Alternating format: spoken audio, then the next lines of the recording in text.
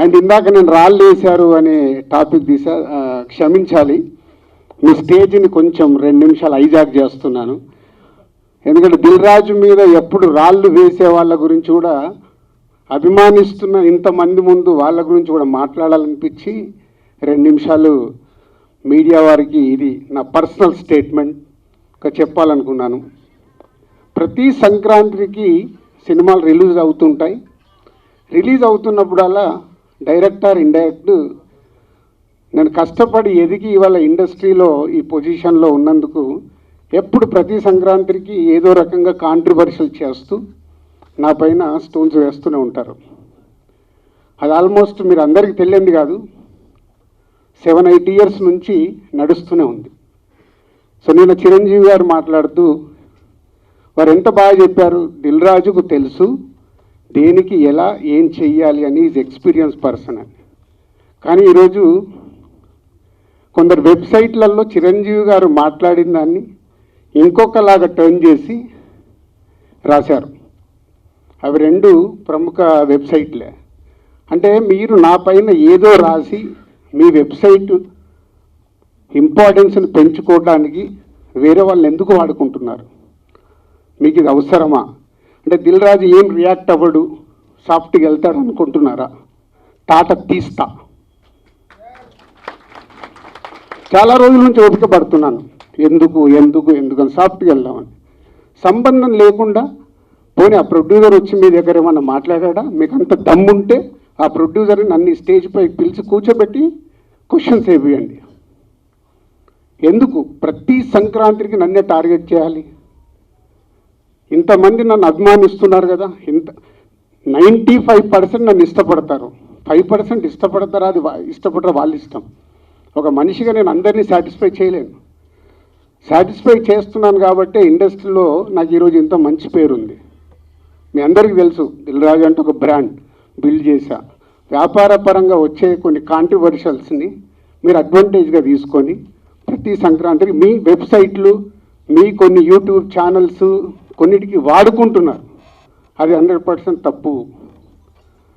మొన్న జరిగిన ఈ సంక్రాంతి రిలీజ్ల గురించి ఛాంబర్లో మీటింగ్ పెట్టి ఛాంబర్ ద్వారా డీల్ చేసి రవితేజ గారిని కన్విన్స్ చేసి ఒక సినిమాని సంక్రాంతి నుంచి జరిపాం. అది ఎంత కష్టం అది మాకు తెలుసు.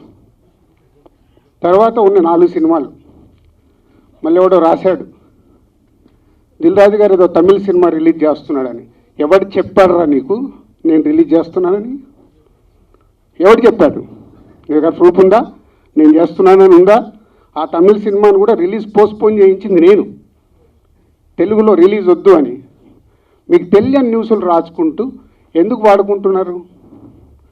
ఇందాక నేను అన్నాను కదా, తాట తీస్తాను, ఈజీగా తీసుకోవద్దు. నా పైన ఏదైనా రాస్తే, తప్పుడు రాతలు రాస్తే, మీకు తెలియకుండా కాంట్రవర్షియల్ చేస్తే ఈ రోజు నుంచి నేను ఊరుకోను. ఇన్ని రోజులు నడిచిపోయింది, అది గుర్తుపెట్టుకోండి. 4 సినిమాలు రిలీజ్ ఉన్నాయి. మహేష్ బాబు గారు, వెంకటేష్ గారు, నాగార్జున గారు, దాంతోపాటు హనుమాన్ సినిమాని నేను రిలీజు ఆపాలి అని చెప్పానని రాశారు. ప్రొడ్యూసర్ని డైరెక్టర్ని నన్ను పిలిచి నేను సినిమా ఆపాలని అడిగానా? సినిమా 14వ తారీఖు రిలీజ్ చేసేయండి అని చెప్పాను.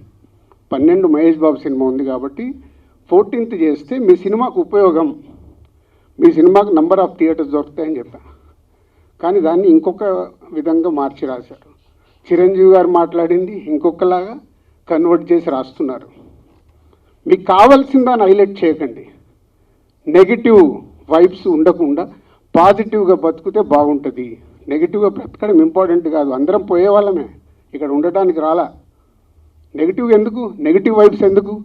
మీ వెబ్సైట్లు, మీ ఛానల్స్ ఇంప్రూవ్ అవ్వాలని నెగిటివ్ వైబ్స్ని తీసుకొస్తారా?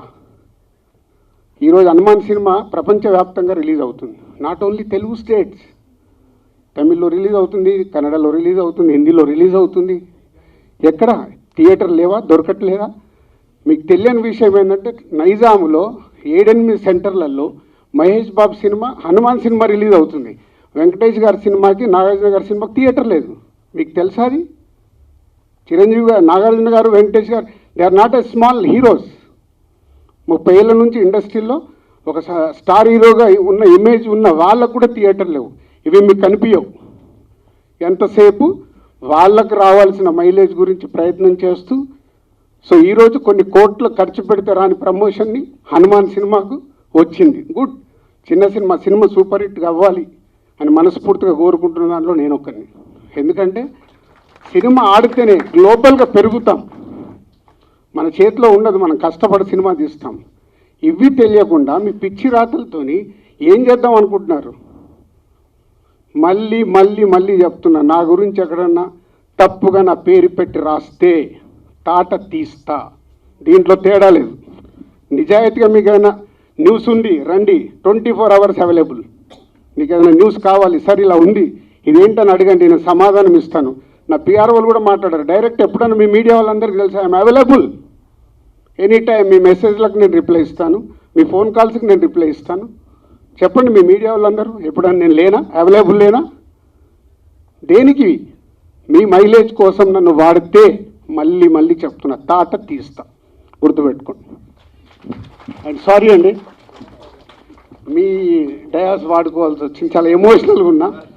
ఎందుకంటే 2-3 ఫోన్లు చేసి వాళ్ళు బాధపడుతుంటే నా వల్ల వాళ్ళు. Thank you Raju garu, thank you so much. Me support ఉండబట్టే ఈ రోజు ఇంత మంచి ఫంక్షన్ చేసుకోగలిగాను సార్.